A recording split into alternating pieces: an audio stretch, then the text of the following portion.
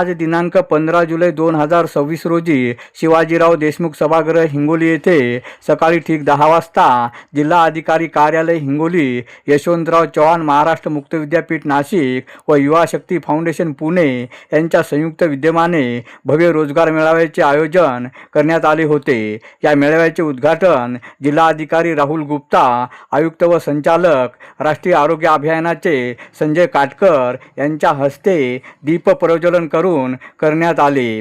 या मेळाव्यामध्ये विद्यार्थ्यांची मुलाखत घेऊन त्यांना नियुक्तीपत्र देण्यात आले। यावेळी यशवंतराव चव्हाण मुक्त विद्यापीठाचे प्राध्यापक कैलास मोरे, डॉक्टर गोविंद कटलाकुटे, यशवंत कले पवार, जिल्हा कौशल्य विकास रोजगार व उद्योजकता हिंगोलीचे बालाजी मरे, युवा फाउंडेशन पुण्याचे एकनाथ पवार व डॉक्टर सतीश पवार यांची प्रमुख उपस्थिती होती।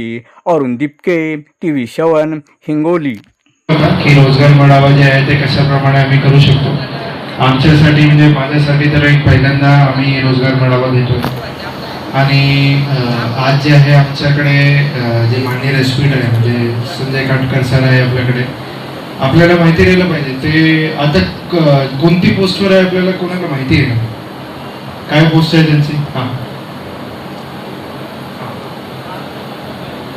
त्यांची पोस्ट आहे आयुक्त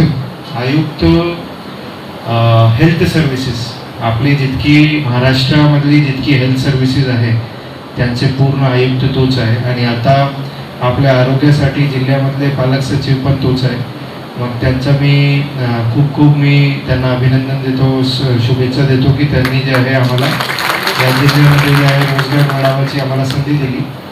मग सरांबरोबर जे आहे जे आपले आजचे जे रोजगार मेळाव्यासाठी कंपनीज बरोबर जे टायअप करून आलेले आहेत ते मग YSFचे पवार साहेबांचं पण मी स्वागत करतो। आपले जे यशवंतराव चव्हाण मुक्त आपले ओपन युनिव्हर्सिटी आहे त्याच्यामधले जे आहे आपले मोरे साहेबांचं पण स्वागत करतो आणि आपले इतर सर्व आपले प्रशासनाचे अधिकारी यांचं पण स्वागत करतो। आपल्याला सर्वांना एक सांगून देतो की आपण जे आहे आज काही नियुक्तीपत्र पण वितरण करणार आहे। मला असं वाटतं की आज सकाळीच आमच्या येण्यापूर्वी जे आपल्याकडे एजन्सी होती त्यांनी जवळपास 10 मुलांना ऑलरेडी इंटरव्ह्यू पण घेतला आणि आपल्याला सर्वांना जे आहे ते पुण्यामध्ये त्यांनी नियुक्तीचा एक पत्र पण दिलेलं आहे।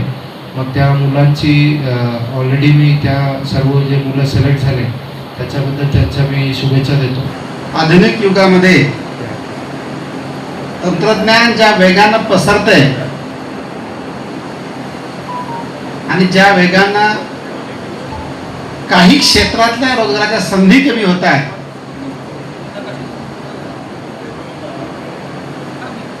पण त्याचबरोबर ते काही क्षेत्रामध्ये संधी निर्माण पण होत आहेत आणि मग हे ओळखणं आणि त्याप्रमाणे स्वतःला कौशल्याधिष्ठित करणं ही तुम्हा आम्हा सर्वांची निश्चितपणे जबाबदारी वाढली। काही वेळापूर्वी मी आणि सन्माननीय जिल्हाधिकारी महोदय चर्चा करत होतो। यशवंतराव चव्हाण मुक्त विद्यापीठ आपल्याला या जिल्ह्यात जागा मागते आणि सन्माननीय जिल्हाधिकारी त्यासाठी अतिशय सकारात्मक आहे।